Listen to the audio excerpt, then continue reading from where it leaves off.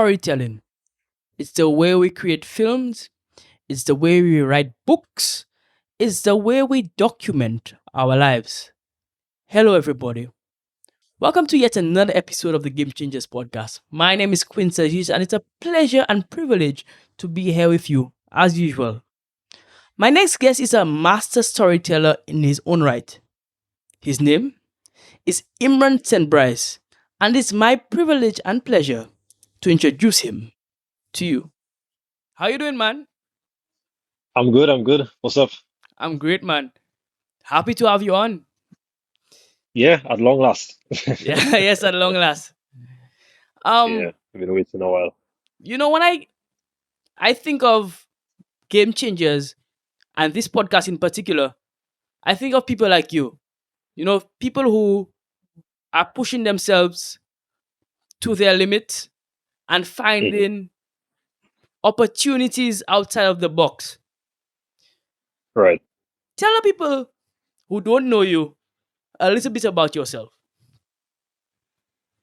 Well, the name is Imran St. Brice, founder of Nami Film, which is a film production company that I started, I would say, about 4 years ago, but I only really started taking it as a business venture, as a business, like a serious business, as of let's say the past year or so. But originally it started off as a basically you can kind of call it a brand for the short films that I would make. So, Okay. everything would be under the Nami Films banner. Um, yeah, but it has then since evolved into a production company that does other things as well. I mean, that's more about my business than me, but yeah, I would say I'm a writer, video shooter. I play the guitar. Yeah, it's a few other things that I do. Got you. Yeah, we as Yeah, entrepreneurs normally, speak about our business when we're describing ourselves. So I get that, man. I get that a lot. yeah. It's become so much of what I do now. It's like it's just kind of automatic. Yeah, it's a part of you, and Yeah. that's natural. Okay, hmm so where did it all start for you? When did you decide that this is the path that you want to go down? Um, I would say at different stages there were different moments of realization. Hmm. Like I said, I'm a writer. I realized that I was really good at English in like Form 5, just on my way out of secondary school. And so Hmm. I started writing poetry, short stories and stuff. And then every time I would write, I would kind of visualize what it is I'm writing about. Right. So if I'm writing about the beach, I would see like very clear images of what I think, it would look like. And I mean, I didn't know anything about filmmaking at the time. But by the time I left SAFA when I completed my A levels, I started getting into photography first and then into videography. And then I kind of started to study filmmaking and films and, just getting an understanding of what goes into film production. And so I was able to use my writing skills to write a script for a short film and Hmm. then learn about cameras on YouTube from other people. And then, yeah, just eventually make my short film. And like I said, it's been different stages. But at first, I wanted to do a lot of short films and filmmaking, but then I kind of started to take it as a business. So I ended up doing commercials and short form videos and stuff that could benefit people in other areas and not just as like a narrative experience where you watch a movie and you enjoy it. Yeah. Nice. Nice. So I heard that you're basically a storyteller. You're a storyteller from the very beginning. Why do you think telling stories is so important? I mean, most of what cinema and I mean movies are is real life. Right. You have an experience to say. I mean, it may not be the best example, but let's say you have a traumatic experience Hmm. and you kind of want to share that in a way that other people can relate to and not feel alienated by. A Right. lot of times you get that done through a movie or through, some Hmm. sort of story, whether it be writing or visual. And it's really just a form of self-expression. And for me, at least when I watch certain movies, it does bring out certain emotions. If it's a sad movie, I tend to feel that as well. If it's a comedy, you laugh, obviously. I mean, that's just human nature.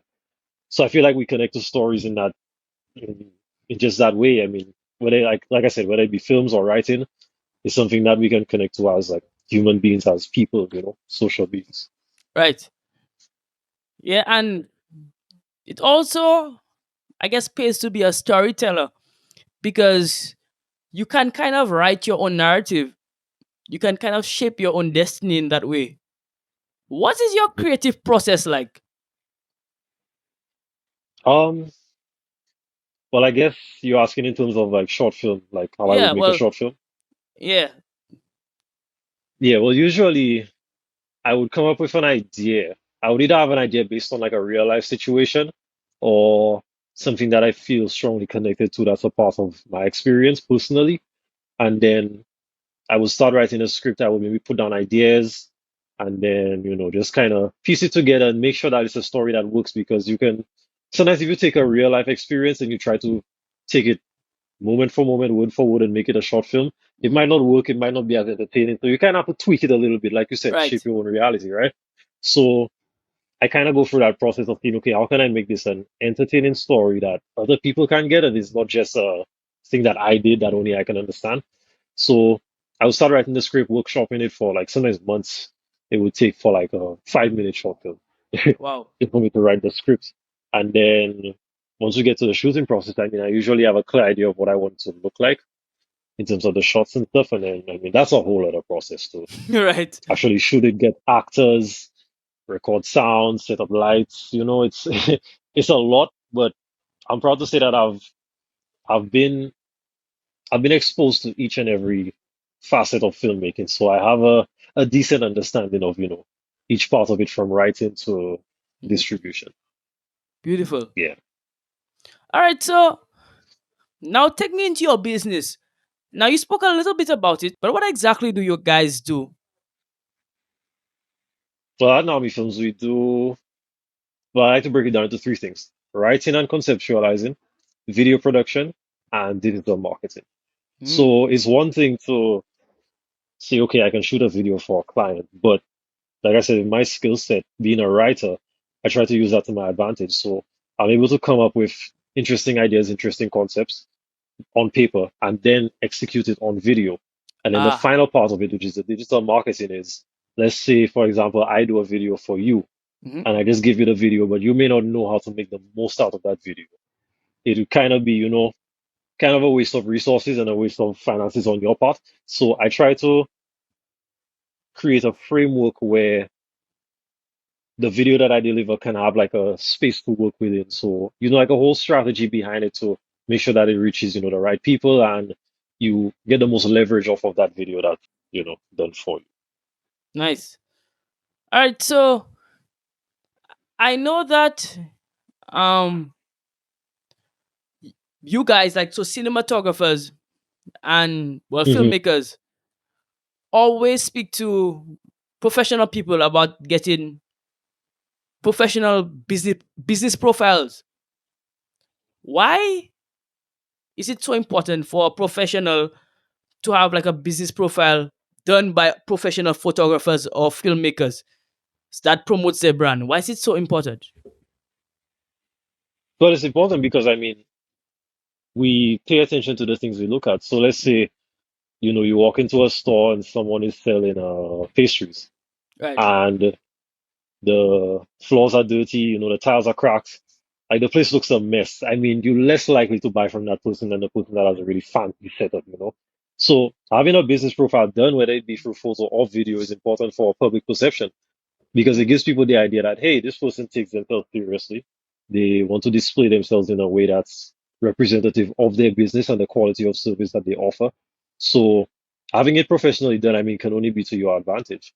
If you have a nice business profile that's done for you via video where you talk about what you do and that kind of thing, it can go a long way in telling people that, hey, this person looks serious, this person looks professional. That's the kind of person I want to go to for my business. And like I said, it can only benefit you in the long run. Makes sense. Makes Yeah. absolute sense. Yeah, so you sell yourself through that profile. Yeah. Because like I said, we're observant. We like to see things and know what it is we're getting into. So if Nice. we get a good first impression, then it's better for us.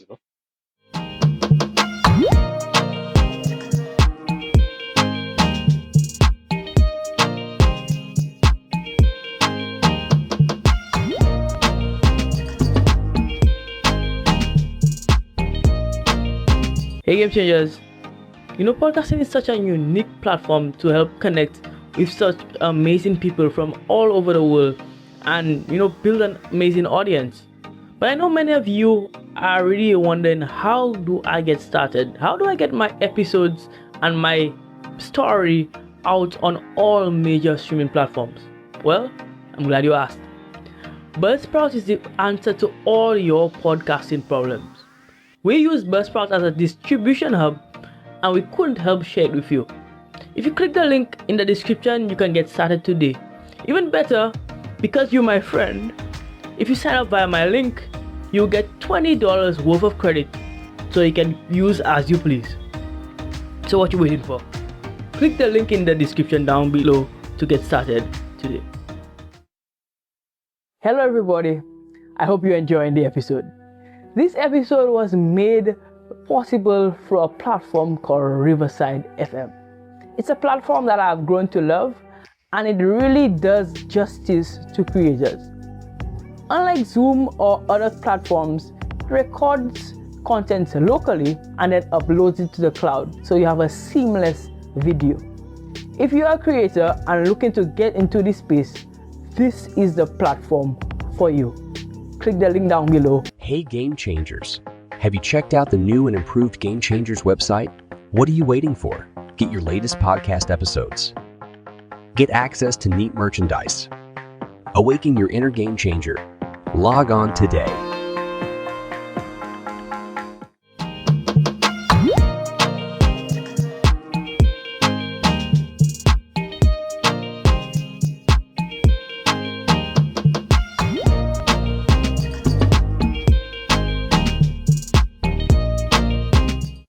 Interesting. Yeah. All right. So we're moving along. I'm liking where the interview is going thus far. It's moving very smoothly. Um, so I know that people like yourself are inspired by others. Who inspires you?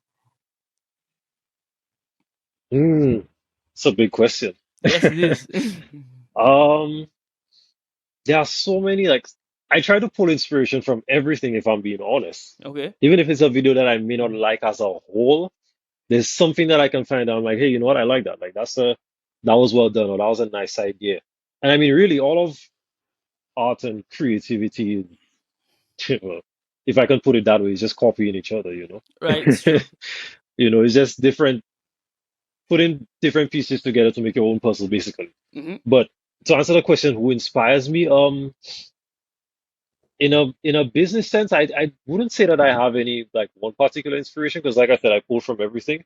Hmm. But as a filmmaker, as a narrative filmmaker, I would say my biggest inspiration would be the writer director Christopher Nolan, Ah, all right. who's made movies like The Dark Knight, Mm-hmm. Inception. You know, when I started off my filmmaking journey as like making short films, that was the person that I would always watch and try to imitate. In fact, if if you know his movies well enough, you can watch some of my earlier work Until. and see how much Yeah. I've ripped off from his movies. Right. Yeah, so I would say that's probably my biggest inspiration as a filmmaker, as a storyteller on a whole, Hmm. really. Yeah. Beautiful. Now, your business name sounds very interesting, and I know there's a bit of a story behind that. Where do you get that name from? If you would tell us. I almost don't want to say it because I kind of like seeing the look on people's faces when they realize what it actually is. Right. It's just I just always get a kick out of it. But I guess I can say here it's nothing really complicated. Nami Films. Nami is my first name backwards. Yes. I realized that. I said, but, well, initially I said, that's such a cool name. I wonder where you got it from. It sounds very exotic or something like that. And then I said, but wait, that's just Imran backwards. Yeah, when you watch it close.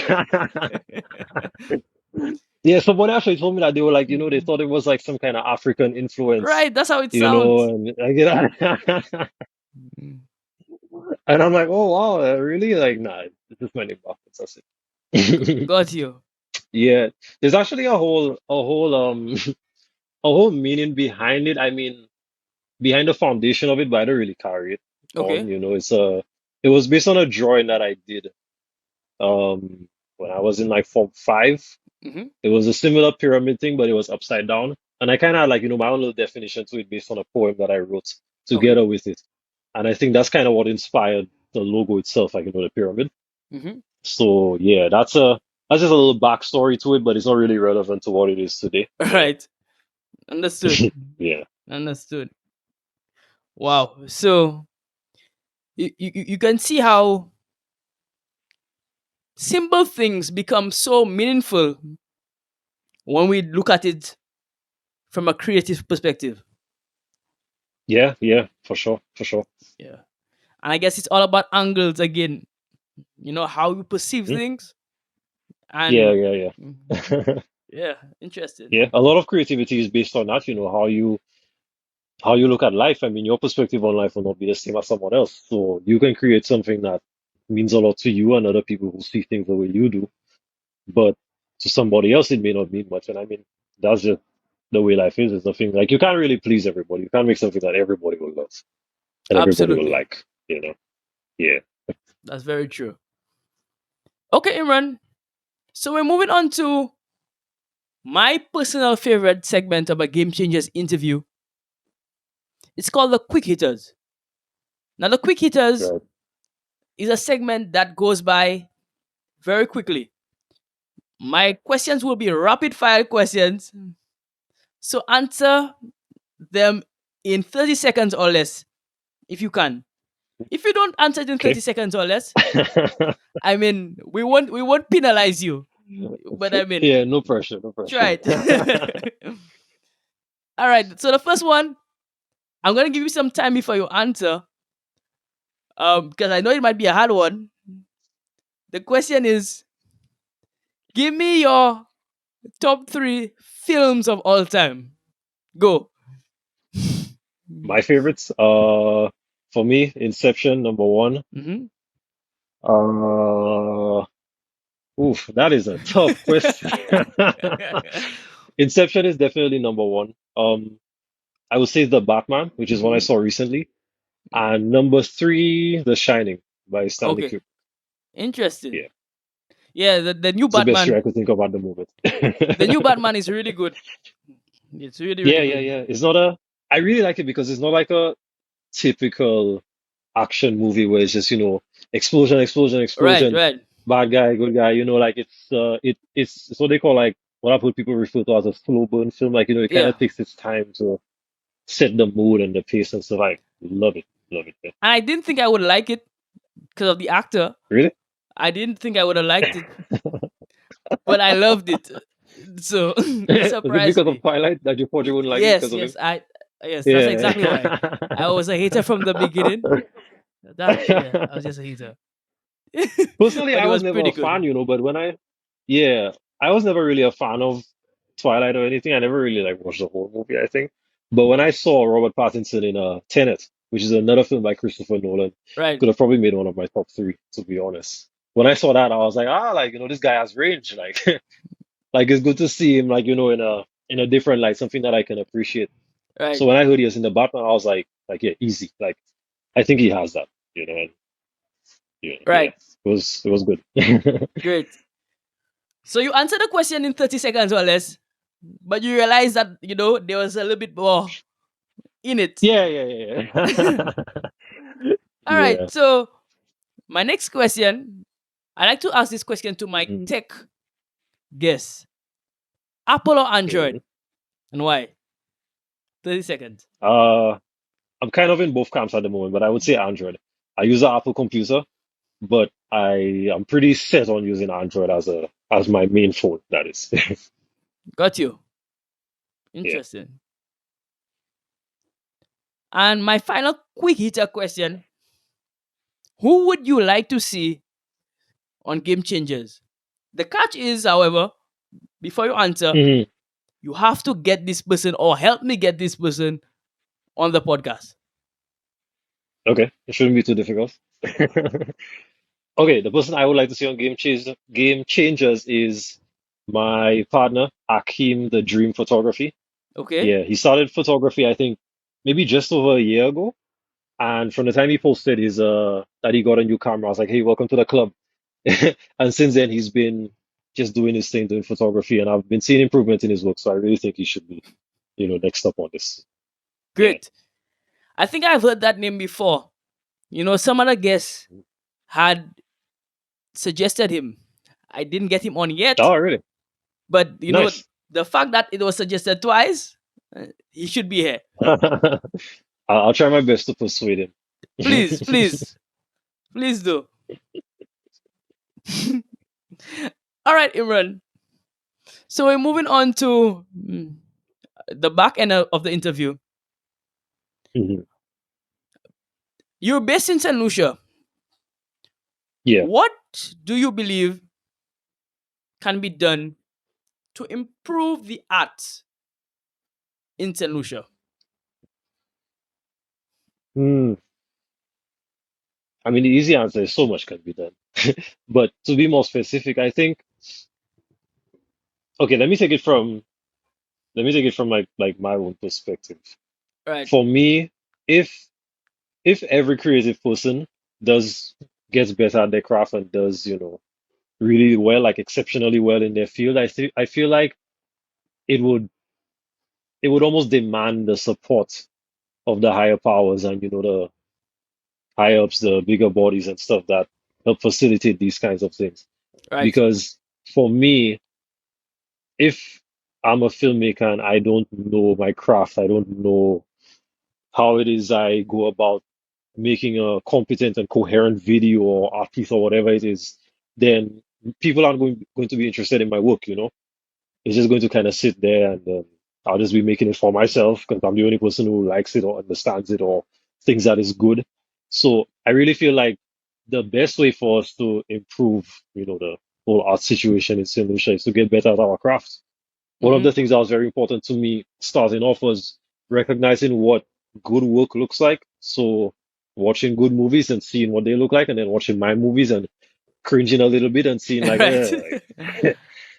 like this is not it. Like that's not where I want to be. Like this is why I am, but I kind of want to be a little bit up there. So you again copy stuff, find stuff that you like from other movies, and basically put it all together and build on the knowledge that you've accumulated over the years. With every short film that I do, I try to build off of the last one. Hmm. So it may not be in a story sense, it may not be like a part two to this or Right. that, but it's like building on the technical stuff because that's really what comes with the technical knowledge. You build off of that. You learn how to light a scene properly. You learn how to record good audio. You learn how to communicate your vision to actors. That's a huge thing, especially if they're not professional actors. Right. If it's just your friends or family and you kind of wanted to play a specific role, you have to learn how to communicate that using your words, using gestures, whatever it may be, to get the points across. And then when all of these things come together, it elevates the level of your work. Even if it's just, the way you place a light or the angle that you use the camera at or the angle that you place the actor at, those little 2% increments can make, like, over time it stacks up. It adds up, Hmm. and then eventually you get to a point where the stuff that you have, you can look back at your first set of work and be like, hey, like, it's still bad, but the stuff that I'm making now isn't as bad. So, Right. there's a little bit of improvement. Yeah. Yeah, and that's something that I go through all the time myself. I mean, now and then I try to go back and watch my old work. Hmm. I don't always make it through, but you know, I try to look back and see, okay, well, I did something good there. I had some kind of intention, and looking at it now, I think it's a huge improvement. But I want the work that I make now to look really bad compared to what I do next. Right. So I'm always trying to push myself, you know.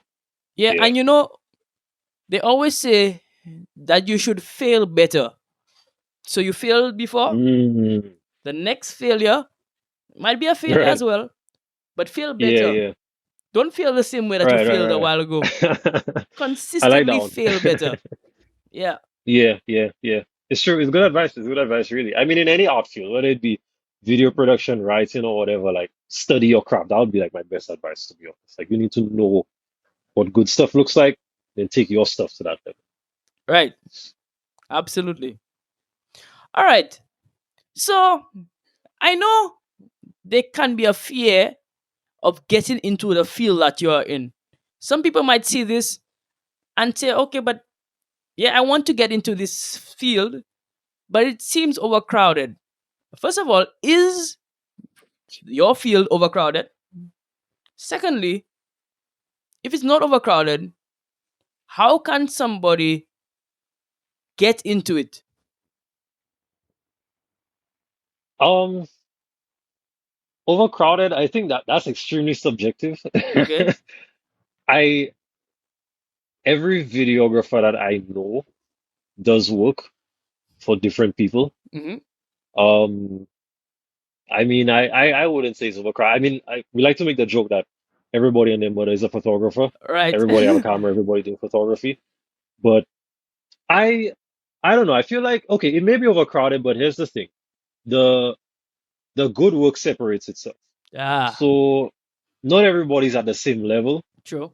So if somebody wants like, let's say wedding photography or Hmm. wedding videography, they may have an idea of, a few people who they want to go to. There may be like 20 people doing it, but only 5 people would interest them because that's the quality of work that they want. Right. So there's different levels to it for sure.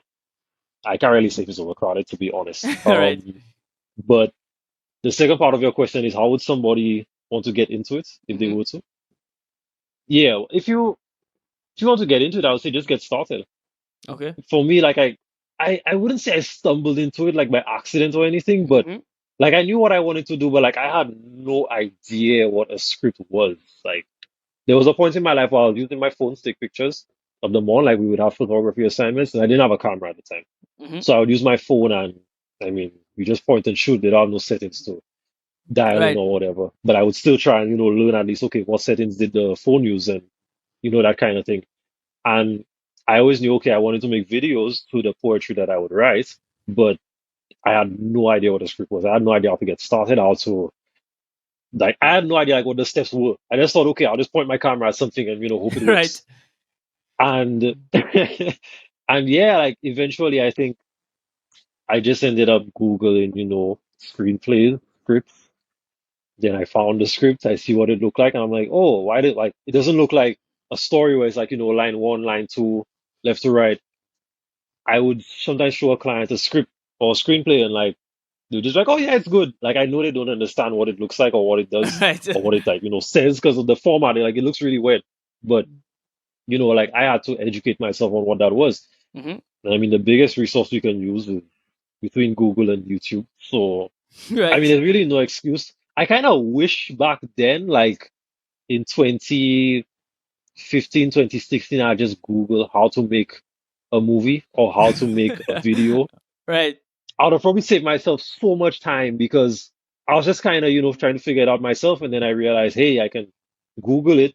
And if I take my time, educate myself properly on what it is and become knowledgeable on it from, reputable sources, then, I wouldn't say I would have been a lot further off, but it would have just been a little easier learning how to get that stuff done. So, there's no fear to it. You need to understand what it is you want to do.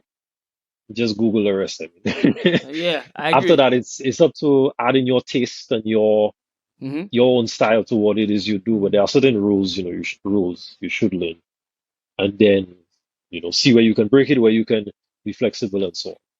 Right. So set your Yeah, a foundation for yourself and build off that foundation. yeah.